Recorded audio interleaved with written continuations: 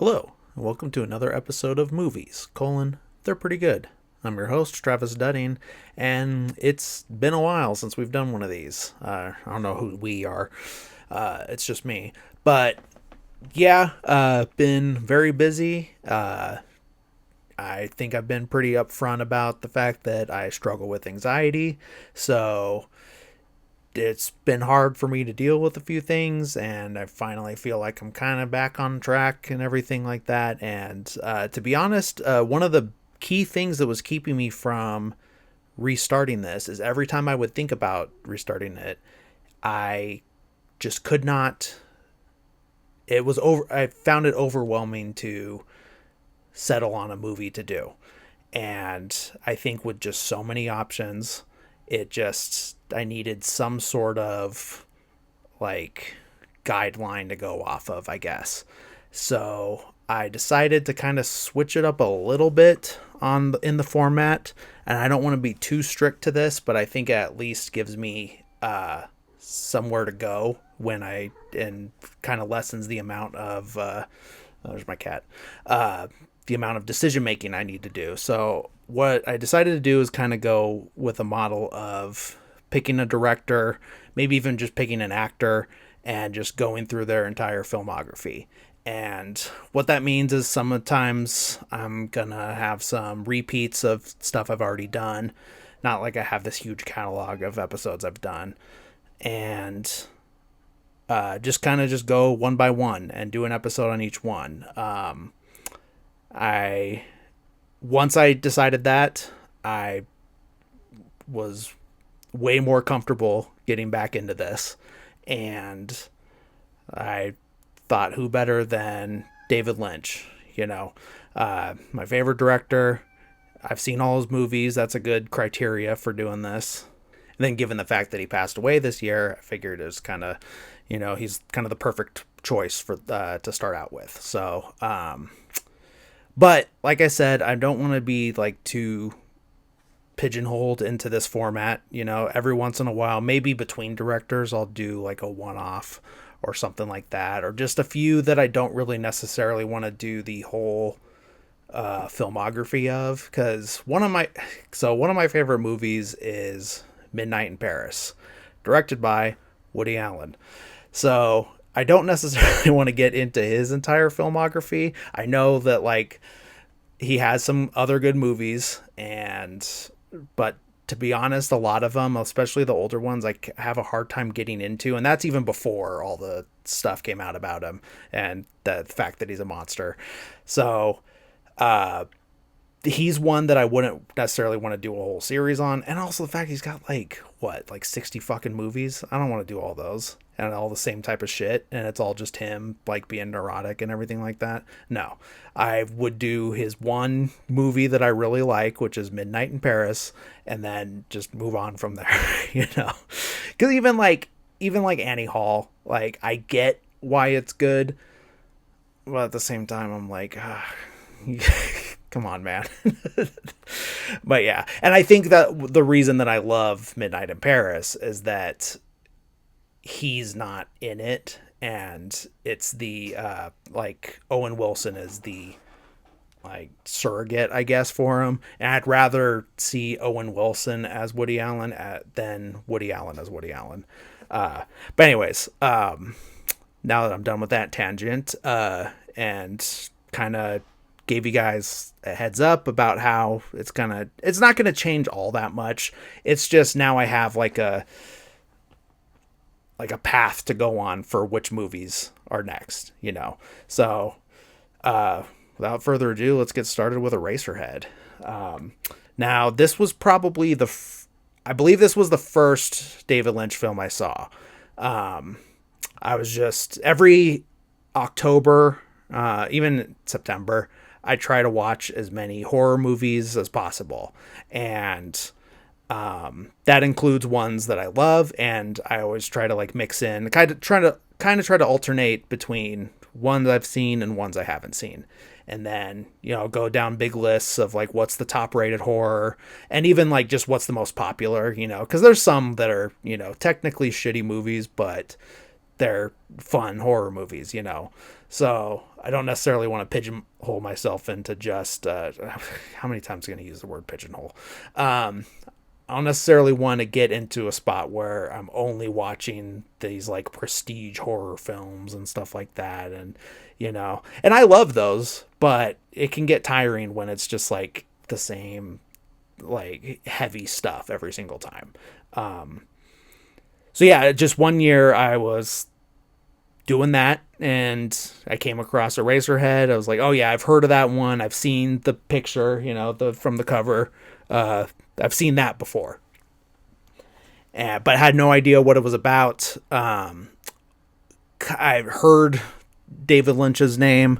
I've heard things referred to as Lynchian before, and but really had no idea like what I was in for, other than the fact that he did the show Twin Peaks, which I hadn't got into yet. Like I had tried the pilot episode way back, and just wasn't in the right headspace for it, so I kind of just couldn't get into it at that time. It was probably like when I was going through my divorce, so I had just a lot on my mind. So, but yeah, so this was my introduction into Lynch, and it kind of is fitting that it's his first movie.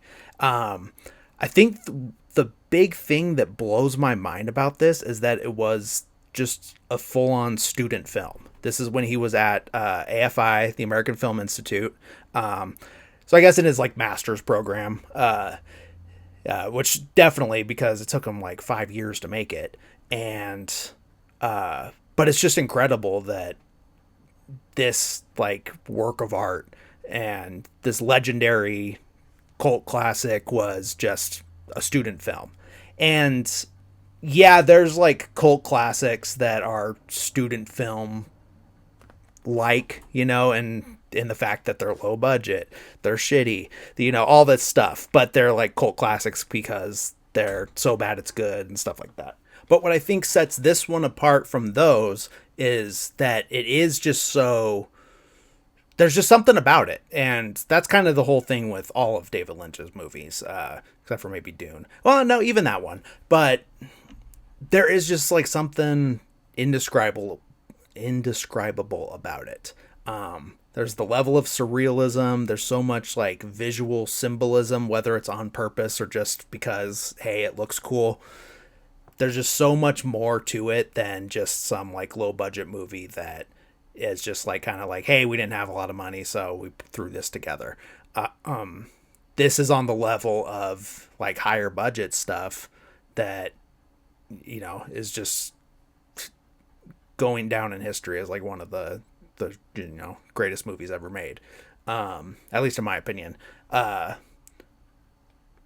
I also wouldn't put it up against, you know, because like technically Spielberg, after he was big, went back to film school and famously turned in Schindler's List as his like final, like for his master's thesis. I'm not counting that as a student film, even though he turned it in for a grade. But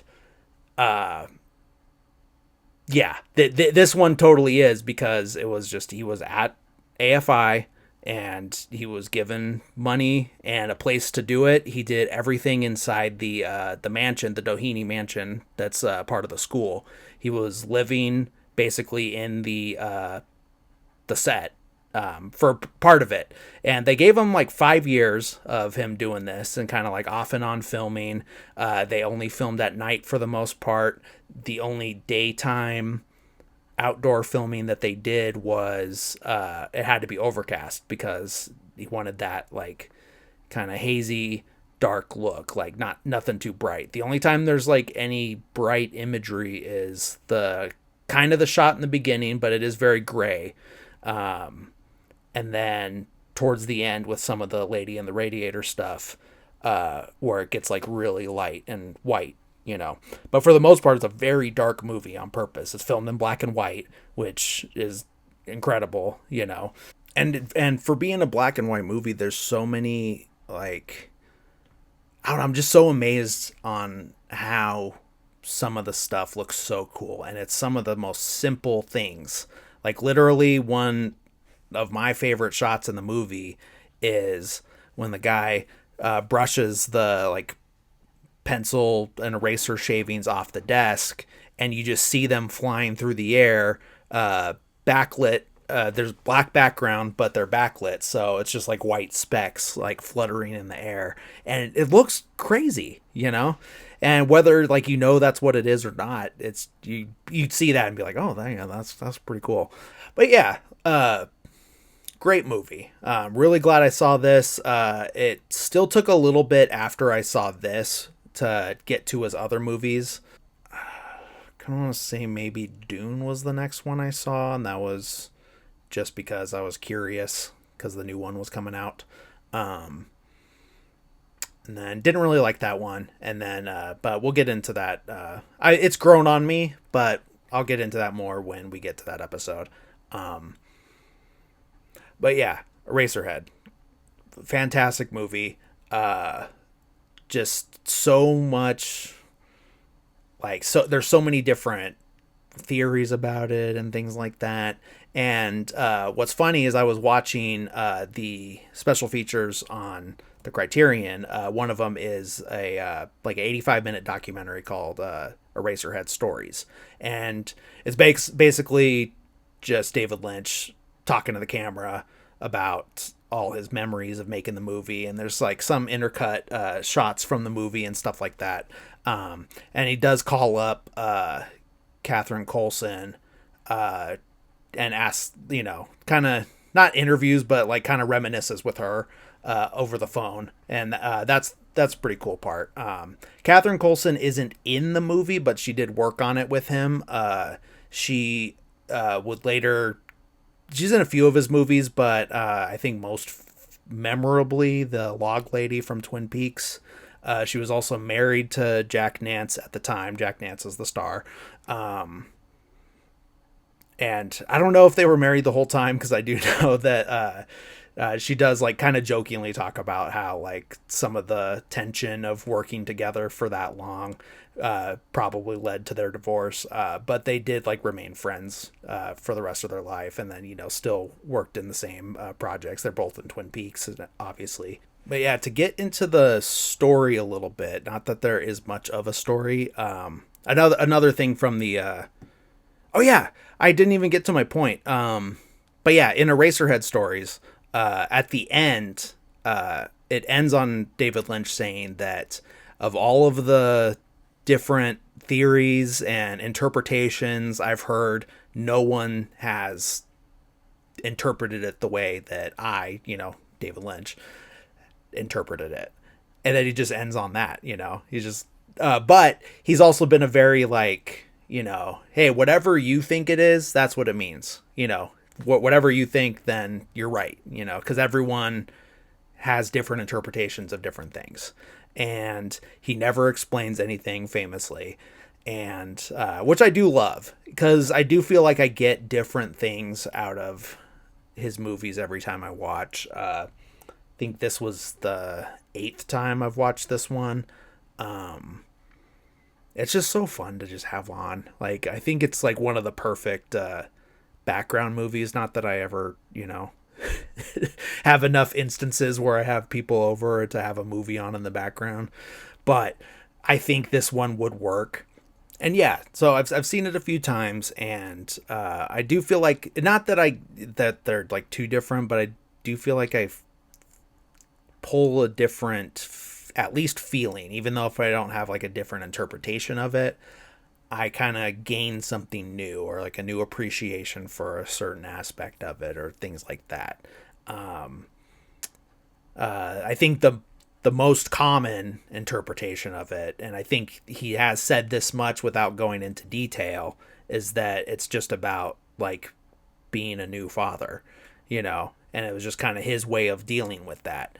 Now, I don't know what you think of that if you're his kids, especially with how the movie ends, but it makes sense though. Like, I am a dad. I have 2 kids, and it, granted, not everything is a 1-to-1 for every person's experience, but I do think the film does capture some of those feelings that you have. Just, and not even just the feelings, just the weirdness of now this other small person is here, and it comes with these things where it's kind of frustrating when they don't stop crying, or but you still can't help but, you know, adore them. And, you know, the kind of the fighting it might bring between you and the other parent, and just the lack of sleep, and you're so tired all the time, and, you know, like, oh, I'm the one that always does this, so I just need to go, you know, take a break. All that stuff is extremely relatable to most situations, I would say. But on top of the, you know, there being the relatable stuff, there's obviously, you know, he takes it to a different level and heightens it and heightens it and heightens it to where, you know, it's way more surreal than anything that like actually happens in real life, obviously. But yeah, like I was saying, how there's like kind of not really a story. Like there is, but there's not much to it. He even talks about how when he got the approval to do the movie with the school, and because he tried to quit the school because it wasn't really fulfilling for him, and so he quit. But then, you know, they called him back and they're like, hey, like, you know, if you're not happy, then obviously we're doing something wrong, so what do you want to do? And he said, I want to do Eraserhead. So he gives them the script. He's like, all right, so you got a 25-page script, 24, 25, somewhere in that spot. So it's, I'm guessing it's a 25-minute short film. And David said, like, not exactly. Because that's the general rule of thumb, is that each page in a script is about a minute of screen time, which for the most part, that's true. But anyone that's seen Eraserhead knows that there's not a lot of dialogue in there. And if there's not a lot of dialogue, there's stage direction, but, you know, this is David Lynch. He's just going to go out there. He's going to shoot a bunch of shit, and whatever works and looks good and feels cool that's what he's going to use, you know. But even like, there's not even dialogue for the first, I want to say, just a little over 11 minutes. That, I think that's probably counting the title cards, but still 11 minutes in and there's just no dialogue whatsoever. It's just a bunch of cool imagery, and then, you know, you're able to, without like directly saying what's going on, you can kind of tell Henry, you know, the Jack Nance's character, you know, he's going home from work, you know, there's factory sounds and stuff like that, and you're just kind of wandering through this like semi dystopian city and stuff like that. Because Lynch was like obsessed with just kind of the dirtiness of the cities and stuff like that. He grew up in the suburbs and went to, like, his first college was in Philadelphia. And I think Philadelphia in the 60s and 70s wasn't, I mean, not that it's like perfect now, but, you know, think a little grimier back then. I know I've heard like LA and New York were like that too, and you can kind of see it in the movies too. But yeah, but from the title card, you see Eraserhead, and then you see Henry kind of like floating in space, almost like on his back. Some kind of like creature superimposed over him, and then there's like the guy in the planet is just this, you know, guy in like some shop pulling levers and stuff. It's actually a production designer, Jack Fisk, who also did a couple, did There Will Be Blood, which I just watched, you know, a couple other David Lynch ones, The Revenant, you know.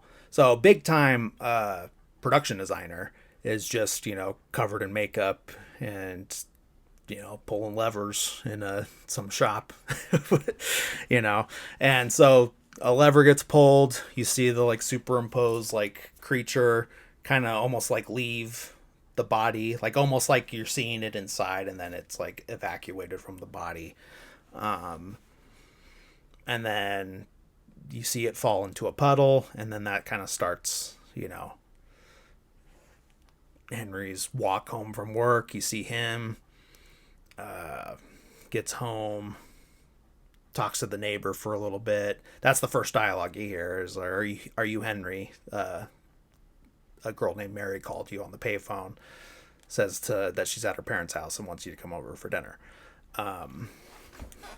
So this is what actually like gets the story started. He goes over there. Turns out that he was seeing this girl Mary for a bit, and she just kind of disappeared. And so he's like, I don't know why you wanted me to come over here. You never come around anymore. And turns out that she had a baby, and it's his, but it kind of seems like it hasn't been that long. So, it's obviously very premature if there is a baby. But then they come to find out, and then when she's like yelling with the parents, like, they're not even sure that it is a baby, so something's weird, and a lot of stuff is weird because the parents are weird. They're eating like man-made chickens that are like this big, and they're like moving and stuff when he's like carving them. Yeah, just all kinds of just crazy weird stuff. It's all like all it is a tone poem. It's just, here's this world that's weird, sit in it for a bit. And if you have that and you do it right, then you don't need like this massive story. It's there to guide you, that something is happening, but you don't need it as much as you do with like other stuff. If you're not having that cool imagery, then, you kind of need something. You need something to bring you in. And with him, it's all about setting that tone and that environment that you are immersed in. And he is a good story writer, This is one of his lighter, there's less story in this than some of his other stuff. Except for maybe like Inland Empire, that might have even less story, but it's also like 3 times as long. So yeah, turns out there's some sort of baby that might not be a baby. You do finally see it because they get married, kind of shotgun wedding shit. And so Mary brings the baby, and they come to live with Henry in his like tiny apartment, like literally a studio apartment. I don't even know if there's a bathroom. It's just a room. And you see the baby, and it's basically like a bundle of bandages with a head. And I wouldn't even begin to know like what kind of creature it looks like. I saw a Letterboxd review that said that the baby looks like an AirPod. I thought that was pretty funny and pretty accurate. But yeah, it's just like this like alien like looking baby that's crying all the time. It's basically like a head in a bundle, just a little torso laying on the desk. I don't even think like half the time it has like its head on a pillow. It's just like on the hard wood. But it's kind of like, everything's weird in the apartment anyway. Like it's very like, I don't want to say bare bones, but it's very industrial, but also like weirdly natural because, like I said, it's like very factory-ish. Like that was kind of Lynch's whole thing, was he liked the environment of like all this like industry and all the noises and stuff that come with that. And so it's very industrial, but at the same time like weirdly natural because there's like around the radiator there's like mulch on the ground or something like that, and then there's just this like pile of dirt on the dresser with like a sapling like sticking out of it, and the same thing on his nightstand. It's just like dirt with what wants to be a plant, but it's basically just twigs. I think even like in one of the drawers it's like all like grassy or something like that. Yeah, weird stuff, but you're just kind of like, there's no explanation of it, and I think that's what I love, is that it's just like, yeah, here it is, this is what's normal, deal with it. I'm not going to explain it. And then like on the wall he's got a framed photo of like a mushroom cloud. I don't know if it's like supposed to be the original atom bomb test or what, but it's just, a big picture of a mushroom cloud on this wall. And, which, is kind of fun knowing, about like the Twin Peaks: The Return episode 8, when it has the atom bomb test, which is my favorite episode. That's cold take. That's everyone's favorite episode. But yeah, they're living. So Mary and the baby are living there with Henry. Like I said earlier, there's some tension that arises, and Mary's getting frustrated with the fact that the baby's crying all the time and doesn't want to eat. It's spitting the food out and stuff like that. She eventually snaps in the middle of the night and says, like, I'm going home. I need to sleep. I need to rest. And like, I'm going back to my parents. And Henry's like, fine, yeah, go. And like, and don't come back if you don't want to, that type of thing. Just kind of like irritated with her. And, so she goes to leaves him with the baby. And, and he's fine with it. He takes care of the baby. A couple times he tries to go out when it's just him and the baby. And I don't know if he's just going to run errands or what. But, like he'll like go to leave and then the baby starts crying and then he comes back in and the baby's fine. That's very accurate to what it's like having a baby. But at a certain point, I think one of my favorite parts is because it's just so weird. Is like he's looking at the baby, and the baby's like kind of fine. It's just kind of whimpering a little bit, and then he takes the temperature and he's looking at it, and then he puts the thermometer away, and then all of a sudden the baby's like covered in all these like open sores and like gasping for air, and he just says like very like not quite nonchalant, but just very like matter of fact, like, oh, you are sick. I don't know. It probably is supposed to be funny. Like Lynch did say that the first half is basically a dark comedy. But yeah, it's just so weird and out of left field. And, but yeah, I always think about that all the time. But yeah, he's hanging out with the baby. Eventually there's like, he starts having these, I'm guessing it's dreams, because it's always like when he's in bed, and then you like kind of go into the radiator, and because you kind of hear these like this like kind of faint circus music sometimes when you're looking at the radiator, and so we go into the radiator, either he does or it's his dream or whatever, but we go in there, see the lady in the radiator. There's no other name for her. And she's got these like big like exaggerated grotesque looking puffy cheeks. She's cheeked up in the radiator, but she's just like dancing around on this like stage, and then the little like worm like creatures that kind of look like a mix between like some kind of worm or snake, but also the baby, because it has like a head like the baby, and those just are falling from the ceiling onto the stage floor, and then she just starts stomping on them. And I'm pretty sure this is what they were talking about in the documentary, that they went to the hospital and got like umbilical cords. Like, I don't know, I have no idea if this is something that you could legally do now, but they were doing it back then, just like getting umbilical cords, like used up umbilical cords from from the hospital that were probably like have to be thrown away in some like biohazard dumpster or something like that. I have no idea how any of that stuff works, and this is probably this is when this was maybe legal, maybe not. Who knows if it ever was. And before like hippies were saving shit like that. I don't know what the health benefits are for keeping an umbilical cord, if there are any. Maybe you're just trying to like summon RFK Jr.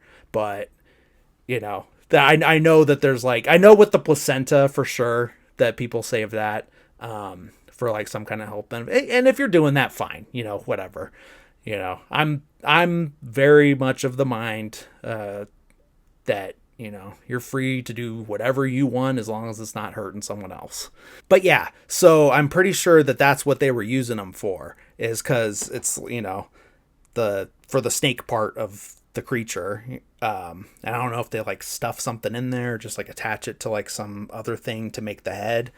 But I mean, that I've seen 2 kids come out with the umbilical cords, and that's what it looks like. So but yeah, they dropping on the ground, then she's just stomping on him and smiling at the camera. And it's just like the first, I mean, they're all weird, but just not much is going on except for that. It just, here it is. And then oh yeah, after he has that vision, so let's just, because who knows really, but let's just say that these are dreams. So after that first one, then we cut to him in bed, and Mary's back. We don't see her come home, but just now she's back, and she's like sweating like crazy, tossing and turning in the bed, hogging the whole bed. That's real too. Anyone that's shared a bed with a person, no matter with your kid, with your significant other, with your dog, they'll take up the whole bed, and everyone at least once in their life has had that's shared a bed with another living creature, has had a moment where they're like basically getting pushed off the bed, and the other living creature is taking up the entire bed. But yeah, she's like tossing and turning, she's all sweaty, she's like moving around on the covers, and then like Henry feels something under the covers and pulls out like one of those like creature things, and he's just like pulling them out. I don't know if they're coming out of her or whatever. I kind of think so. It kind of looks like from where he's pulling them that's what it is. But yeah, he's just pulling them out, and he like throws them against the wall, and it like splats on the wall in slow motion. And then like at some point he brought this like weird like slug thing and put it in like a little like bureau on his dresser. And then you see that start like moving around in stop motion. Very much reminded me of like Gumby, like that style of stop motion. But yeah, it's just like doing cartwheels across the dirt, and then going in and out of holes like a fucking gopher. And then it pops out, and then it's like foreskin opens up, and it gets like the camera like goes inside. So yeah, I don't know how else better to describe it, but that's what it looks like. So then it cuts to, I'm guessing it's the next day or just the next night. Mary's gone again, and then he's just sitting in his room like twiddling with like the buttons on his robe or something like that. And there's a knock on the door, and it's his neighbor from across the hall. This attractive female that the one that told him about the phone call earlier. And she's like, hey, I got locked out of my apartment, and it's so late, so can I come in? And then he lets her in, and she's asking where his wife is, and she's getting that like sinister horny look on her face, like what she's all about and what she's about to do. And but he's like, I don't know, she must have went out. Like, why are you asking me? Why am I supposed to know where my wife is? And but yeah, so then she's like, hey, can I spend the night? And then the baby's starting to make noise on the desk, and he's like muffling, so she doesn't get all weirded out, which like, yeah, let me just suffocate my kid so I can get laid. So yeah, they it cut to them like they're on the bed. I don't know if this is supposed to be, I guess it's the like artistic way to show them doing it, but basically the bed is hollow, like it's like hollow milk jacuzzi that they're making out in, and they're making out, but then the baby starts crying, and then I like the way that she looks at the baby, because she's like side-eyeing like while she's kissing, but like her eyes are like huge, and you could just see like this like fear and confusion, but they still keep going at it. Eventually they sink into the milk. I'm pretty sure it was milk. I think that's what they said in the documentary. But yeah, they just like sink down, and then you see her like in whatever dimension they got transported to, like the sex milk dimension, and she looks all like scared again, and then you see like this big, like, I don't know if it's the planet you see in the beginning or like some kind of egg or something, but something's coming at her. And then we cut back to that the stage that's inside the radiator with the radiator lady, and she's singing in heaven, everything's fine. And then Henry's there, and he's seeing the like creature things on the ground, and then he goes up to her, and like they touch hands, and it gets all like bright white light, and that kind of like makes him nervous or something. But then she like backs off, and then uh, I feel like I'm probably missing some steps, but at some point, like some rock with a tree coming out of it comes out. Then he goes over to the other side of the stage. His head pops off and falls onto the stage. Then the rock starts bleeding, and then the baby's head comes out of his body, and like the whole time his head falls off. Then like the arms are still moving and everything, and but yeah, the baby's head comes out, his head's on the ground, and then getting covered with the blood that's coming out of the rock. And then eventually it gets sucked into the like puddle of blood, and then you just see it outside fall onto the ground, and like even like it falls like scalp first, and then the scalp like peels off, and then it's just his head with exposed brain like laying in the dirt. And then some kid is just pumped about this, goes and grabs the head before the homeless guy sleeping nearby can grab it, and just, gets out of there, runs off to somewhere. We see him show up in some like front office, and shows it to the guy at the front desk. The front desk guy is like buzzing for someone to come get it. And then they go into the back room where it's like a pencil factory. And so they're like looking at the head, they like pull off some of the brain, I guess, and then put it into the machine, and it makes erasers. It's the titular Eraserhead. And they test it out, and the guy just like gets a pencil, like goes through the whole thing just for him to like put one line, erase it, and he's like, that's good, and then just brushes off all of the stuff. That's when we get that cool shot. And it's so like unnecessarily cool of a shot for just how little is going on. And but yeah, that's basically what it is. He just had this like weird vision of becoming an Eraserhead. And but obviously that's not what actually happened, because then we cut back to him, and he's just back in the room again, and he's still alone. Mary's not back yet. I think he's just kind of like maybe feeling guilty about what he did with the neighbor. And he's just kind of like, milling about the room. And then he hears the footsteps outside, and he peeks outside and sees the neighbor bringing some guy home. And he just looks like, I don't know. Like, I don't know how they cast this guy, but it just looks like some sleazy old businessman like type guy. And they're like kind of laughing at him, and then you kind of wonder, like, is that in his head?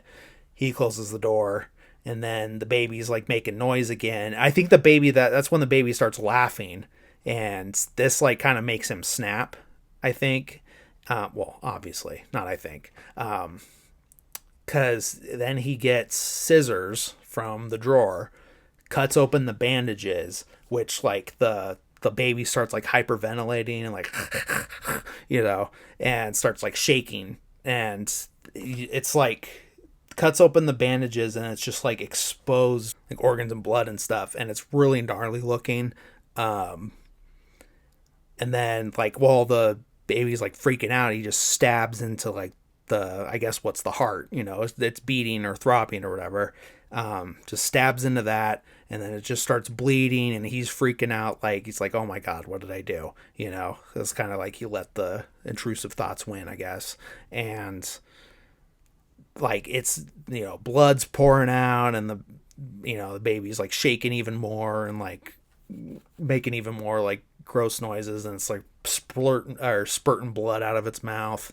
And then like this, like, it looks like it's probably what it was, but just like massive amounts of oatmeals just start pouring out of the wound, and it's just like coming out and coming out and coming out. And then he's like having these crazy visions where stuff in the rooms going off, and like the outlets start sparking, and Then we see the man in the planet, and he's laughing, and that's all bright. And then we see the radiator lady again, and everything's all bright. And then she comes and like, wait, I think first we get the that shot, and then we see the radiator lady, and then they like hug, and then that's it. So just like crazy stuff. Like obviously that's like the way, like the fast version, and I'm hoping no one's listening to this or watching this without actually watching the movie. But I don't. That's your life, whatever. But yeah, just crazy stuff, and it's just so much fun to watch. Whatever kind of state you're in, I've watched it completely normal. I've watched it on after taking an edible.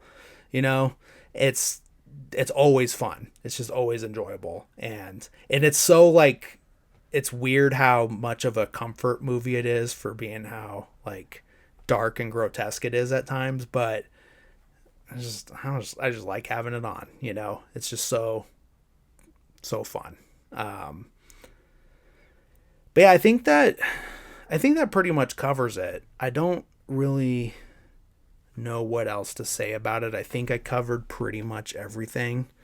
But yeah, just crazy that college students made this, and that this like spun off into this like major career. It like it wasn't super successful right off the bat. It would play in like at the New Art Theater, very artistic art house type stuff. It was always like midnight showings with Pink Flamingos a lot. Yeah, other weirdo director John Waters. I do have a T-shirt of David Lynch and John Waters at the Bob's Big Boy shaking hands. Just, I don't know. I just always love that picture. It just always makes me smile. So once I saw a T-shirt with that, I was like, yeah, I gotta have that. But it's dirty. That's why I'm not wearing it right now. But yeah, just great movie. I'm glad that even though it probably took a little bit, I'm glad it did find its audience eventually. I'm glad, despite it not being a major success right off the bat, the right people saw what it was and saw the potential in David Lynch and let him direct Elephant Man, which is the next one we're gonna do. And that's so much different. It's you still got the black and white photography, and you still got a little bit of like grotesquerie and stuff, but it's just so much more of it's so much more of a story. It's based on a true story, but it's just so different. And that's what I love about David Lynch, is like everything is pretty different from the next thing. There's some that are like fairly related. I would say like Lost Highway, Mulholland Drive, and Inland Empire kind of are together for the most part, and the type of movie they are, like very trippy, dealing with like dreams and what is reality. I would say those three are the most connected with each other, and probably with Twin Peaks too. But other than that, yeah, it's just like such a versatile director, I would say. But yeah, if anyone stuck around through that year-long hiatus that I took, great. Thanks for sticking it out. Glad you're back. Anyone just now coming in for this, welcome. Got a back catalog of a few episodes, but if you just want to start now and go along with the David Lynch ride into the next director, be my guest. I think I plan on doing, obviously I'm going to do all the movies. I think if you're covering David Lynch, you kind of gotta do Twin Peaks. I just don't know how I'm going to break it up yet. If I'm going to do just like season 1 gets its own episode, and season 2 gets 1 episode, or maybe split that into 2 because it's longer than season. I don't know. We'll see. Well, it's gonna depend on my schedule, and just how much I have to say about each chunk of episodes, I guess. And I don't want to just copy Blank Check, because I know they recently did, like before he died, they did a series on David Lynch, and I don't want to copy their model exactly. Obviously, you're getting a very different, way less sophisticated they'd probably laugh at me calling them sophisticated, but less entertaining take than what they're gonna bring. But yeah, I don't want to just completely copy their format. But yeah, thank you guys for listening. Thank you for watching, whichever one you're doing. If you're listening to this on your podcast app, there is a video version available on YouTube. If you're watching on YouTube but you prefer to listen, you got that too. I'm on all the services, I'm pretty sure. Apple Podcasts, Spotify, all that shit. But yeah, thank you guys for tuning in. I hope you continue to tune in. I hope I continue to do this and don't have another mental breakdown. I don't foresee that now. I kind of cut out the people that would cause that in me. So yeah, wish me luck. But thank you guys. And everyone, just see you next time. Thanks. Bye.